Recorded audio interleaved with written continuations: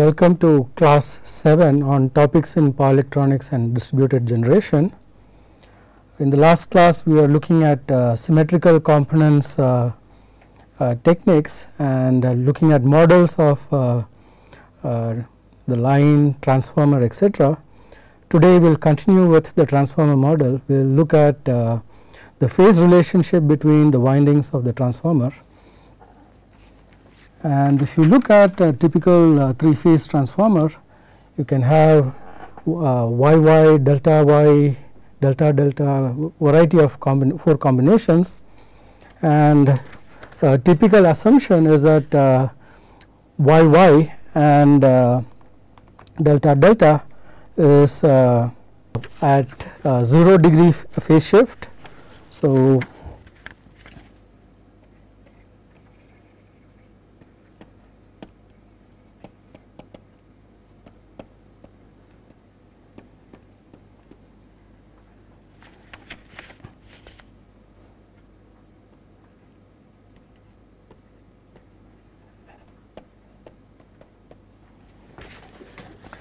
typically these are considered 0 degree phase shift, but by selecting the dot points and the appropriate interchanging the terminals of the transformer, it is possible to get 180 degree shifts, 60, 120 degree shifts, etc., depending on how the actual terminals are labeled.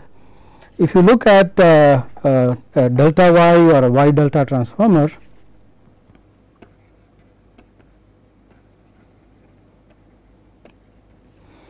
again you would typically expect them to have phase shifts of 30 degrees.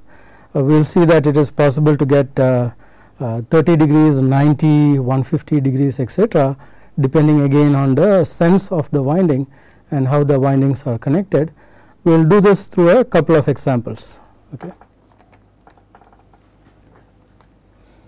So, if you look at a delta Y transformer, which is shown in this figure, so your primary is connected in delta, and if you look at the windings, say winding 1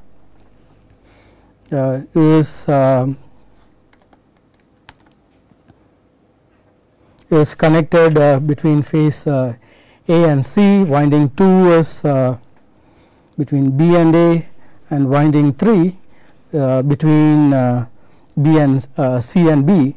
And then you look at the corresponding windings on the secondary, you will see that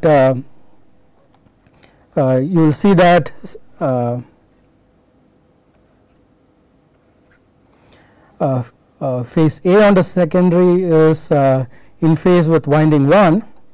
So, this is winding 1 on the secondary. Similarly, you would have this is winding 2 on the secondary, and this is winding 3 on the secondary. So, you have VAC on the primary side in phase with VA on your secondary, and you have now, if you look at the line to line voltage on the secondary, you take VA minus VC to be VAC, and you can see that your delta leads your Y by 30 degrees. Okay.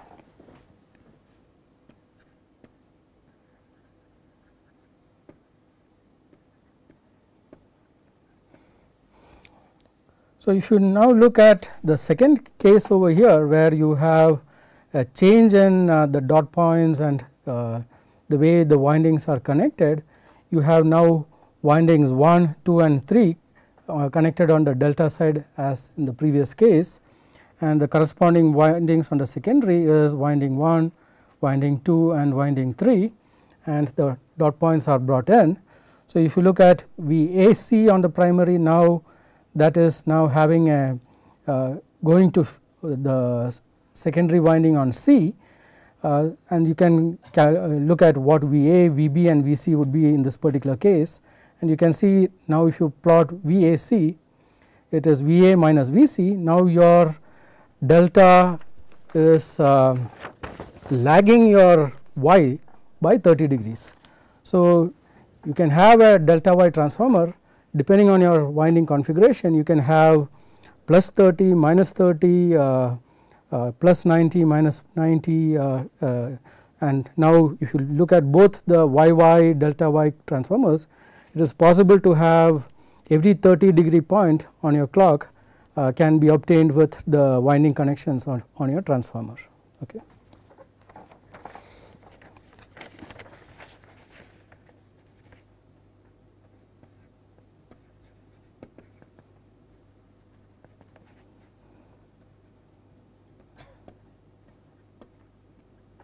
In this particular case, and then to get the actual phase shifts, you can the straightforward way to do it would be to actually look at the waveforms on your transformer to see what your actual phase shifts are, or you have to go in, take a look at your dot points, the sense of the windings and how it is connected in the physical transformer to find out what the expected phase relationship between your primary and secondary is going to be. Okay. So, you cannot just say this is going to be just 30 degrees lag all the time. You have to actually look at what exactly is the physical device that you are handling. Okay. So, if you look at then the next component, which would be machine, you can have a synchronous machine, and if you want to look at its sequence components, then you have to ask in what time frame are you looking at the sequence components of the machine, and if you are doing it for fault analysis and your fault time durations of the are of the order of a few cycles, say 10 to 100 milliseconds or hundreds of milliseconds, then you are looking at the transient time constant of the synchronous machine. So, for the analysis you can then look at what your positive sequence, negative sequence and zero sequence models would be, and your positive sequence model is that of your voltage induced voltage, which is your EMF, which would be close to 1 per unit, and then your transient impedance, which would be your value for your Z plus. If you look at your negative sequence model of the machine, then you have no back EMF because the induced voltage is positive sequence. Your impedance again is your transient time constant Z minus. If you look at the zero sequence, it would be the zero sequence of the machine. This is for a machine where you connect to the neutral point, assuming that you need to feed a 4-wire system, in which case you have a Z naught as your zero sequence impedance, and if you physically connect a impedance to the neutral, then you would have Z naught plus 3 times Zn would be your effective zero sequence model for the machine along with the neutral impedance.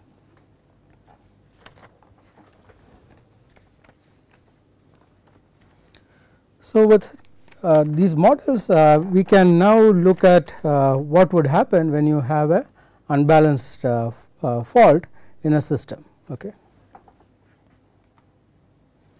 So, to analyze a unbalanced situation such as a single line to ground fault, essentially you need to identify the source, the line on which the fault is occurring, and maybe if the load is significant, maybe you can have models for the load also, and your source, your line, the loads can be represented with the sequence models, and we will assume again without loss of generality that your fault is happening on phase A. It can happen on any phase, but for analysis without loss of generality you can assume it is phase A.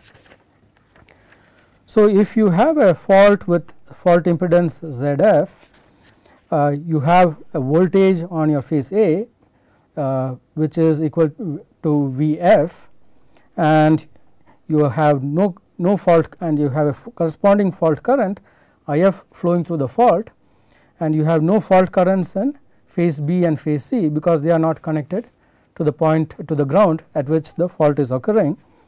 So, you can actually model this line by 3 current sources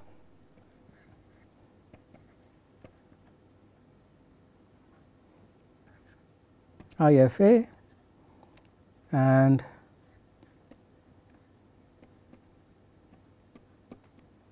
IFB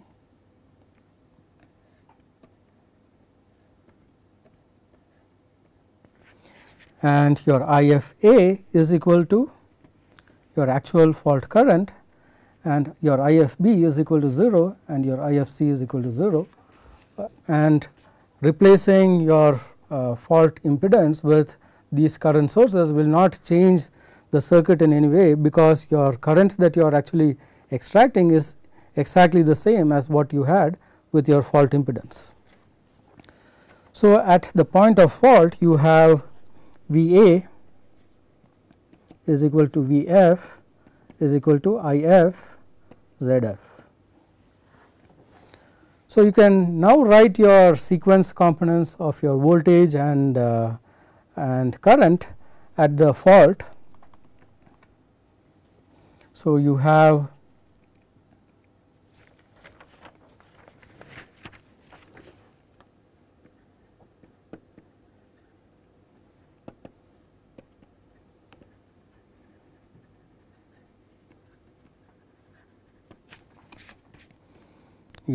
VA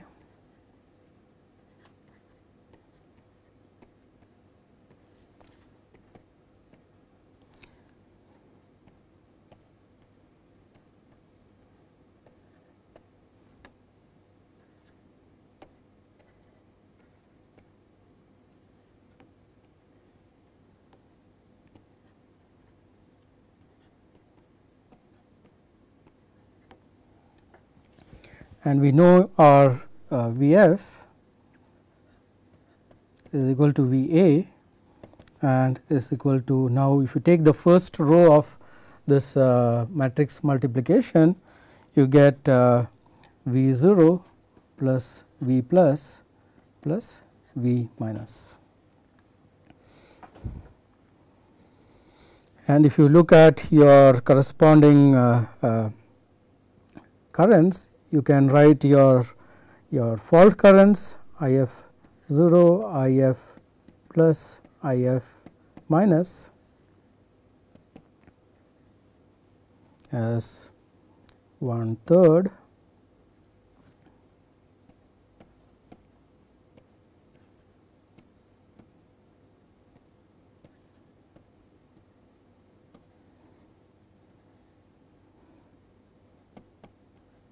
IF is the fault current which is happening on phase A, phase B and phase C has 0 current at the fault. So, if you look at your fault current in terms of the sequence components, you have IF 0 is equal to IF plus is equal to IF minus, and this is equal to IF by 3. So, essentially now if you look at the constraints that you have your VF to be equal to V 0 plus V plus plus V minus, and the magnitude of the currents flowing through these sequence component models are equal, then essentially what it reflects is a circuit that is connected in series, where the total voltage is the sum of the individual voltages and the value of currents going through is the same. So, you have components that are connected in series. So, if you look at the model of what would be the equivalent sequence model to analyze this particular fault, you would have the 3 components connected in series.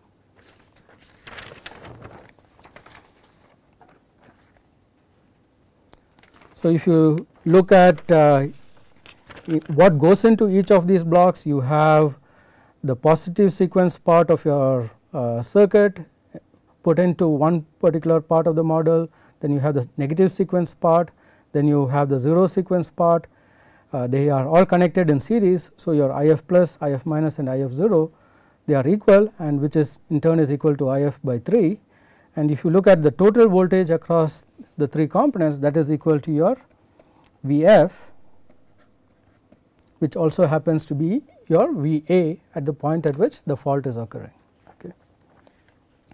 And similar to what we have done over here for single line to ground fault, you can actually create models for to analyze other varieties of faults such as line to line fault, line to ground fault, open conductor faults, and this type of analysis would be there in a power systems textbook. So, we will not go into the detail, we will just look at a particular example. A common case of fault is a single line to ground fault.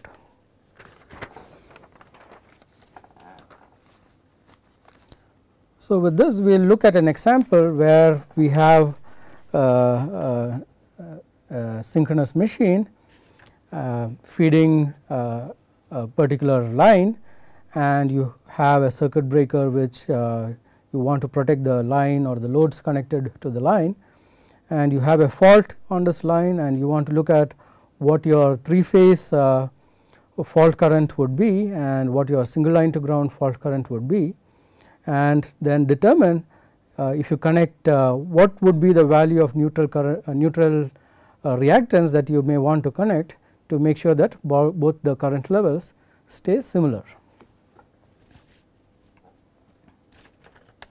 So, in this model we will take say this is a synchronous machine, this might be a round rotor machine, a non salient pole machine. So, we will take XS to be say 110%, your transient reactance to be 30%, and your 0 sequence reactance to be 10%. So, if you now look at what the model would be for a 3-phase fault on that particular machine,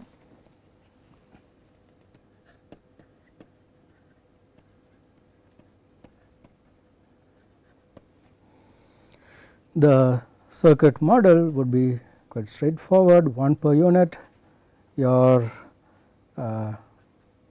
reactance that limits the current is J.3, and you are considering a solid fault, and the resulting current is your If, and you can get your magnitude of If.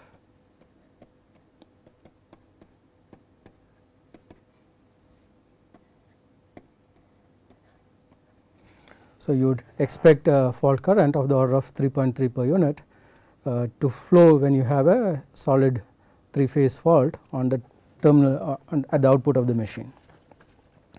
So, now the question is what happens when you have a single line to ground fault.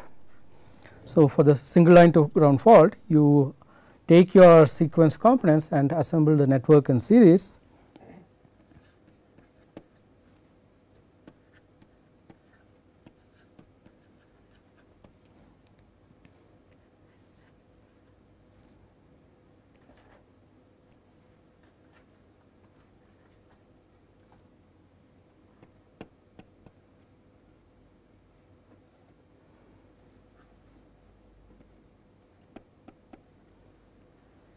So, your negative sequence model is just the impedance, your 0 sequence model.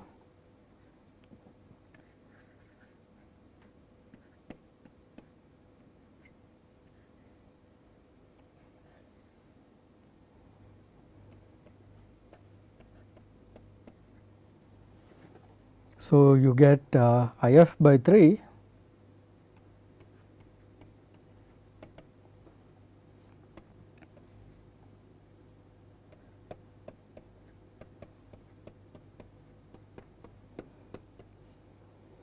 and you can calculate If magnitude to be 4.3 per unit. So, you can see that your single phase fault now results in higher fault current than your 3-phase fault. So, next you could ask what would be the value of a reactance that you would connect to the neutral of the machine to make sure that your fault current stays similar to the 3 phase fault. So, if you connect a neutral impedance, essentially what you would have is your IF by 3 you want to be 3.3 per unit divided by 3 .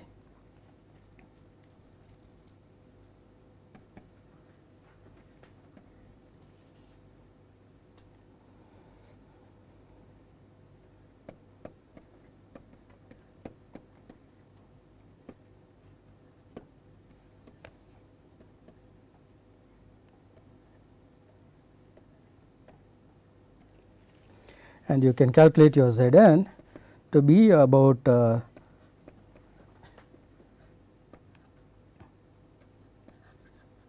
7%. So, if you had added a 7% reactance to the neutral, then your single line to ground fault current level would be similar to that of the 3 phase fault current level. So, now that we have seen how to calculate faults under different fault conditions including unbalance, then we can ask the question, what does it mean to protect some component. So, we will look at the simplest case where you are protecting a conductor, a piece of wire. Okay.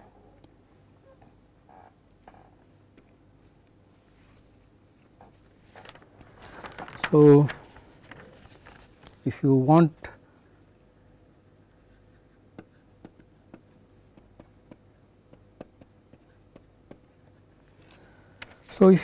to protect a piece of wire, it means that if you have fault, you cause energy dissipation in the conductor, and you want to ensure that the energy dissipation does not cause damage either to the wire or to the insulation of the wire, right.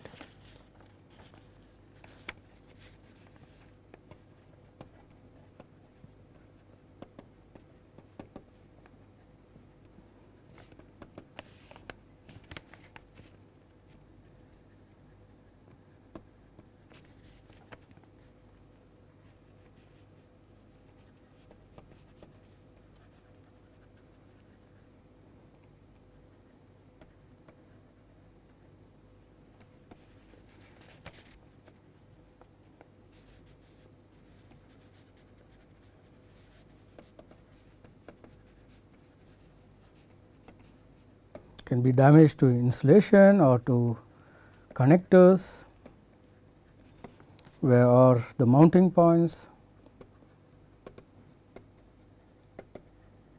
So, whatever is required to ensure that the wire is in place, those things also need to be factored in when you are looking at conductor protection.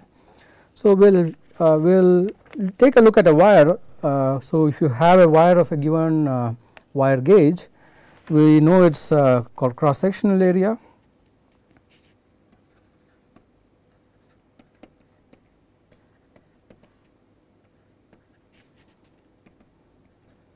So, if it is A in say meter square and the length of the wire is L in meters, and the resistivity of the conductor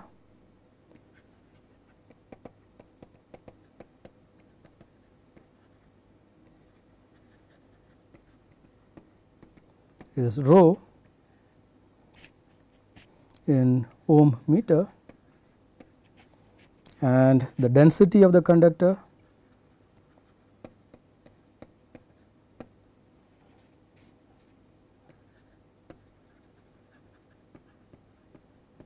is say D.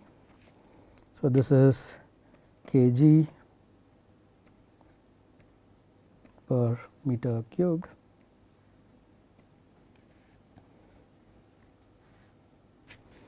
And we will assume that specific heat capacity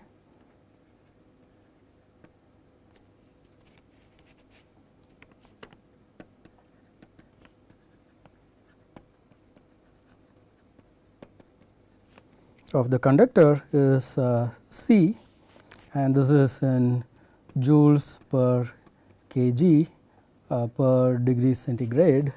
So, you are talking of temperature rise. So, centigrade and Kelvin is equivalent, and we will also assume the fault current level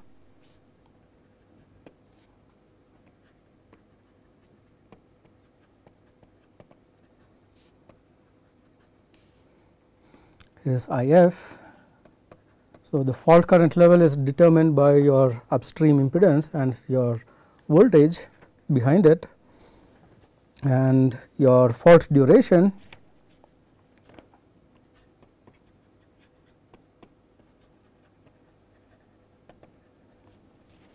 is TF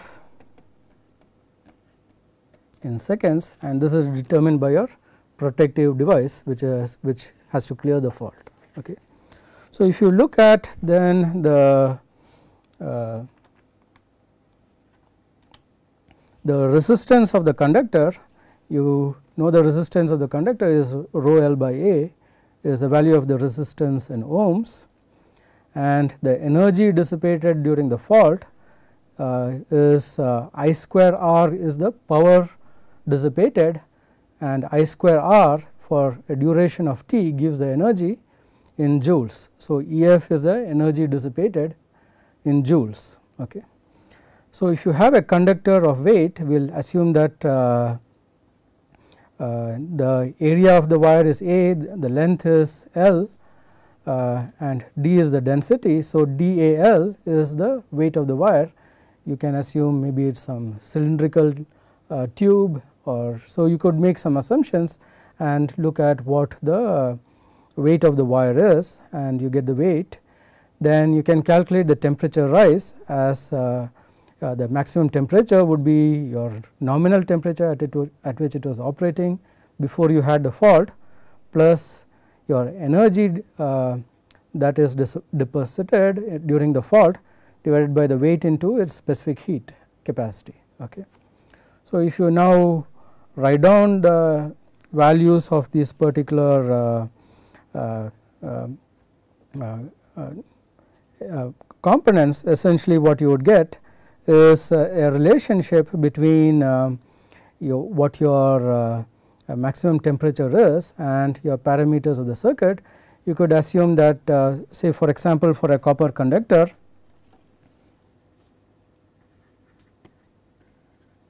copper melts at about 1080 degrees. Okay. But you do not have to wait till it melts. You can have copper softening. So, if you are having it under compression in some crimped circuit, you might see softening at around 400 degrees centigrade, beyond which you can have mechanical deformations, etc. If you look at the insulation, your PVC insulation will start getting damaged at 160 degrees centigrade.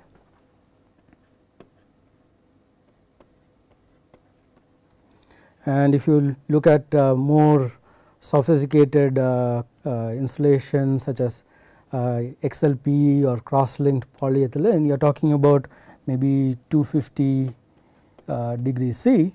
So, you are talking, so you get a feel for what the temperature can go up to, and now you can write your maximum temperature as now I square Tf times resistance divided by the weight into specific heat capacity. So, you can bring out your I square Tf and you will get a relationship between I square Tf for the conductor and the maximum temperature that you are allowing for the conductor times the density specific heat capacity divided by the resistivity times your cross sectional area square. Okay. So, you can think of it as some k square a square is essentially the I square t, beyond which the particular piece of wire, particular conductor will get damaged. And essentially what this means is that if you have a protective device which is protecting this particular conductor, its I square t has to be less than the value of the I square t at which you are causing damage to the wire. Okay. So, the protective device should have a lower value of I square t compared to the value that you have for your conductor. The second thing is if you look at if you want say to look at what else you could do if for a piece of wire, if you double the area of cross section, essentially its ability to withstand a fault is getting enhanced by a factor of 4. Okay. So, you take a wire which is twice as thick, it can endure 4 times the I square t as the wire of half the cross sectional area. So, with that we also need to keep in mind the assumptions that you have. So, we are assuming in this particular case all the heat that is deposited in is going into raising the temperature. So, we are neglecting all cooling effects. So, given the short time duration over which this is happening, that might be reasonably true, but if your fault is occurring for much larger time duration, you may have to give factors for your cooling effects might change the T max. Okay. It also ignores that the parameters that you typically take for resistivity etc. is temperature dependent. So, if you take a fixed parameter, then obviously you are going to have an error. So, this gives you an idea of what the value could be.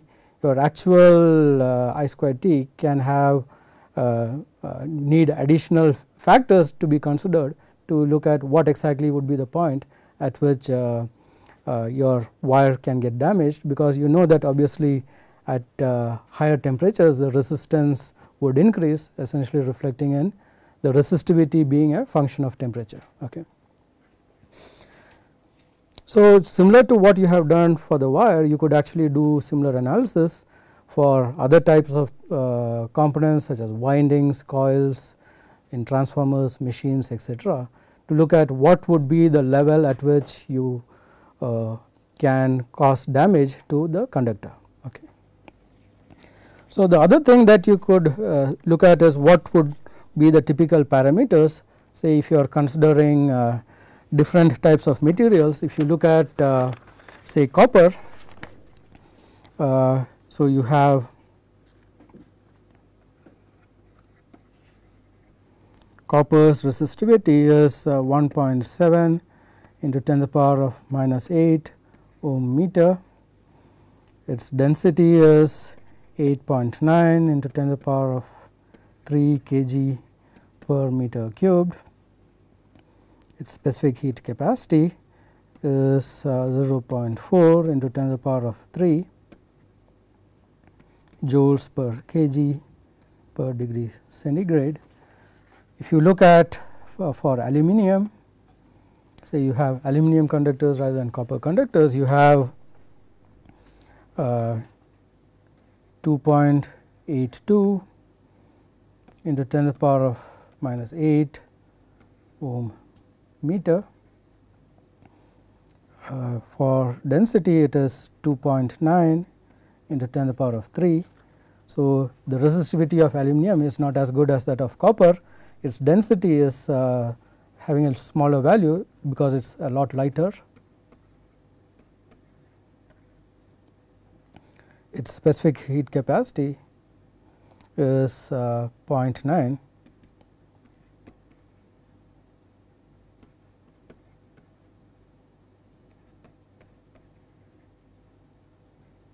per degree centigrade. So, you could get a feel for what would be the resulting properties if you have these different types of conductors.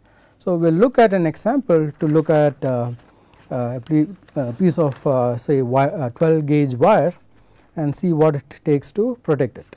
Okay.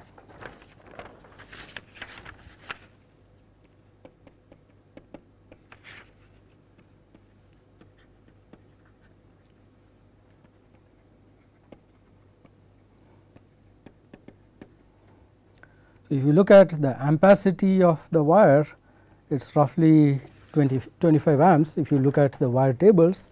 So, so you should be able to carry that level of current, and if you look at again the wire tables would give its cross sectional area. Cross sectional area of the wire is 3.4 mm square. Its diameter is 2.1 mm, corresponding to 12 wire gauge.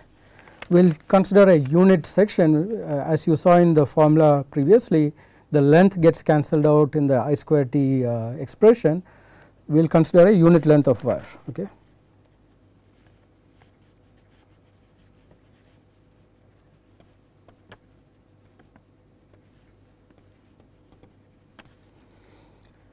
So, if you look at the resistance of the conductor, this is now 5 milliohms per meter would be the resistance on a per unit length basis, and its volume again for a unit length is 0.3. I would say it is volume per into 100 cm cubed, okay, 100 centimeters in 1 meter.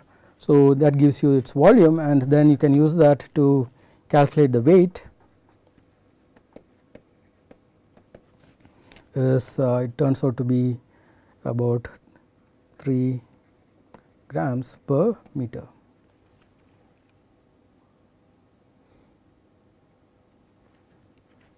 If you look at the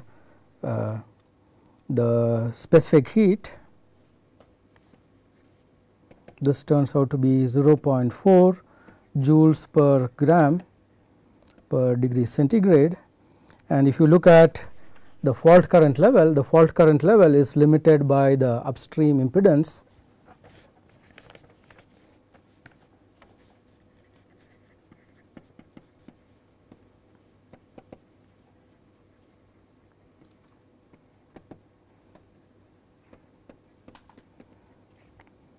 To 500 amps. So, it is about 20 times its ampacity. So, during a fault you get a high current flowing through the circuit, and then you can calculate, say you have a circuit breaker which now clears it on a nearly instantaneous basis. So, we will assume that your TF, the fault duration is 5 cycles,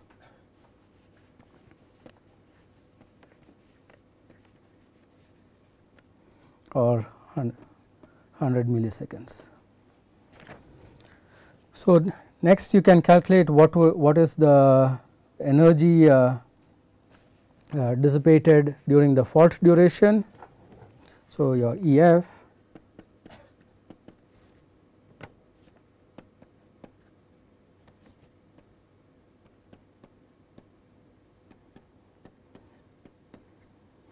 I square R into your fault duration. So, this is about 125 joules per unit length of the wire, and if you look at then your corresponding temperature rise, your delta T is the energy dissipated divided by your weight into specific heat capacity. So, that turns out to be about 105 degrees centigrade. Okay. So, if you are using a conductor with PVC type of insulation and your ambient was under nominal conditions, your wire was operating at close to 50 degrees centigrade in your cabinet, then during fault if you have a rise of 105, it is getting close to the point where is damaging the insulation. So, you could consider a few options at this point.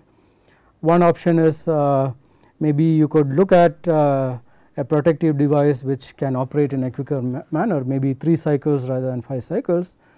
Many times you do not want to design your own special circuit breaker, you want to use the commercially available device. So, you might be restricted in terms of how quickly it acts. The commercially available device might be 5 cycles, might be what its instantaneous trip duration is. The other thing that you could do is maybe you could see if your fault current level can be reduced below 500 amps, which would give you again margin in your temperature. Again, it may not be possible to increase your temperature under your source impedance, because it may not be directly under your control. So, your first option was to see if TF can be reduced. The second was whether IF magnitude can be reduced.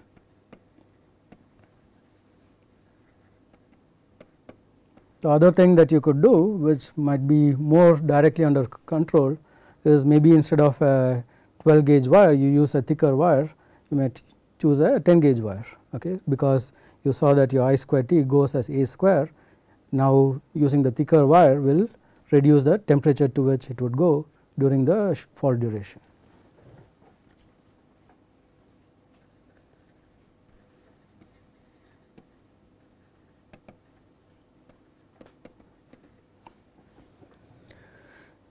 So, some of the things that you can see from this example is the fault withstand capability of the wire. The parameter K that you saw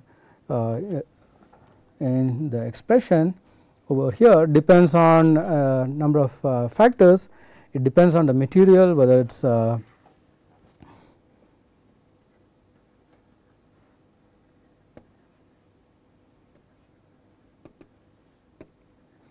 is copper, aluminum or some other alloy.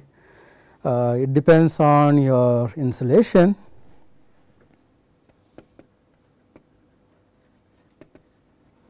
Whether it is PVC or XLP, or whether it is varnish, or whether it is exposed conductors sitting on a ceramic. So, you will have to look at the surrounding materials, you will have to look at the configuration, whether this cable is sitting within a sheath, or whether there are multiple conductors, whether there is reinforcement within the cable. So, you will have to look at these factors to actually determine what is the level at which you need to protect the wire, and then select the appropriate protective device in a appropriate manner, or change the configuration in your design of what is the conductor that you would be using. So, with this background, now we will look at what it means to actually do coordination on a distribution system.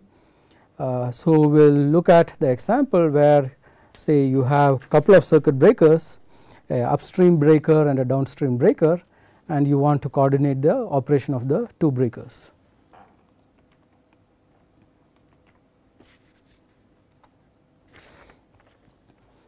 So, we will look at an example where you have a source, you have 3 buses, bus 1, 2 and 3, and you have the loads at each of these buses, 60 amps at bus 1, 50 amps at bus 2, 100 amps at bus 3, and you have 2 circuit breakers, circuit breaker 1 protecting zone 1 and circuit breaker 2 protecting zone 2.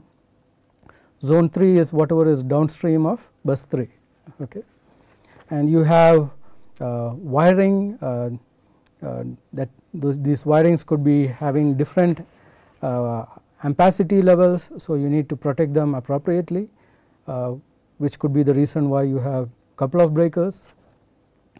And then the question is, what does it mean by having coordination between the two breakers, circuit breaker 1 and circuit breaker 2. Okay. So, if you have a fault in zone 1, obviously the protective device that needs to operate is circuit breaker 1. Okay. And if you have a fault in zone 2, the fault has to be created by CB2. If you have a fault in zone 2, what you want to avoid is nuisance tripping of circuit breaker 1, because you want to ensure that CB2 operates before CB1 acts. Okay. For some reason, if CB2 fails, then essentially you want to have CB1 provide backup protection to the system, and by if circuit breaker 2 fails, there may potentially be some damage to zone 2, but you do not want damage spreading to zone 1. Okay. If similarly, if you now have a fault in zone 3, essentially it might have its own local protective devices, but if those protective devices fail, you do not want the damage from zone 3 to actually affect your zone 1. Okay. So, to do this analysis, what you have to do is get the data on what would be the ranges of fault current levels that happen, whether the fault is occurring close to circuit breaker 1 or further away close to circuit breaker 2, depending on your location, depending on the type of fault, whether it is a 3-phase fault, single phase fault, whether you have solid fault or some impedance in the fault. You can get a range of current levels that could occur in the circuit, and you want to ensure that get a feel for what is the range that you are dealing with. Okay. So, we will assume that you have done your analysis and you have identified a range of current levels for this particular circuit, and for the circuit now you, for example, at bus 1 you found that the range of fault current level is between 1000 and 1400 amps, and the load at that particular bus is 60 amps. The nominal current that the circuit breaker would see is essentially the load from its downstream load, which is essentially 50 amps plus 100 amps, that would be its nominal current. So, you put up a factor of safety of 1.5 and say your pickup current level for your circuit breaker 1 is 225 amps. Similarly, for circuit breaker 2, you find that you do your analysis and find the range of fault current levels. So, we have indicated that the fault current level is going to be between 600 and 1000 amps. The load at bus 2 is 50 amps, and the breaker itself will see a nominal current level of 100 amps.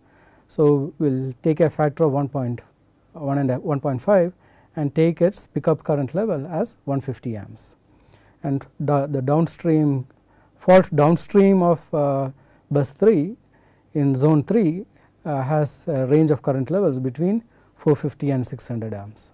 Okay. So, with this, the question is how do we do coordination of these breakers.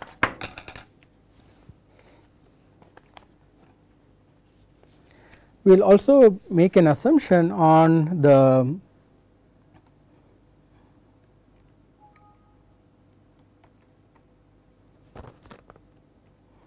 the protective devices that are used. So, we will use your circuit breakers with definite time delay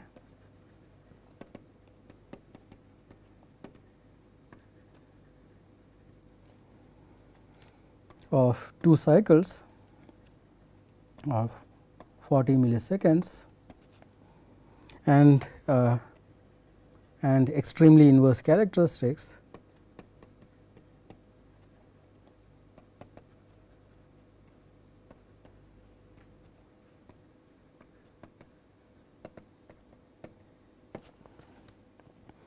We will assume that reset time is 30 seconds for both the breakers, and we will assume that the I square t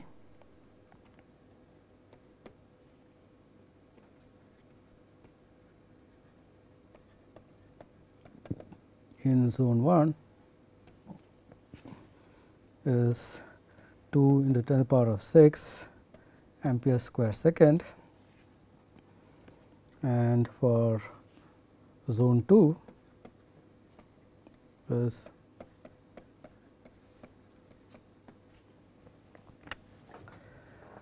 so next we can calculate what your A value for the circuit breakers would be, and we saw we in a couple of classes back we saw the relationship between your A and your circuit breaker pickup current and your I square T for extremely inverse characteristics.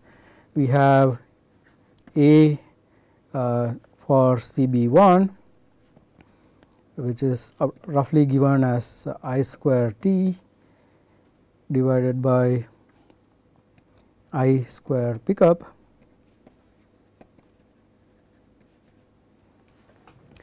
because A by M square would be your trip time. So, assuming taking your M to be I by I pickup, you get this particular relationship. So, your A of your circuit breaker should now be less than 39.5 seconds for circuit breaker 1, and A for circuit breaker 2 is given should be less than 44.4 seconds. You know the I pickup value for the each section, each zone, and you should be able to calculate your value of A. So, now you have your parameters for your circuit breaker. We will take circuit breaker 1, P is 2, B is 0.04 seconds, and your A will take a value less than 39, we will take A is 30 seconds, and for circuit breaker 2, P is 2 because of its extremely inverse characteristics, B is 2 cycles, and we will take A to be 35. And we will see with these parameters whether you could achieve coordination at the range of current levels that were indicated in the data that you got from your analysis of fault current levels. We will do that in the next class.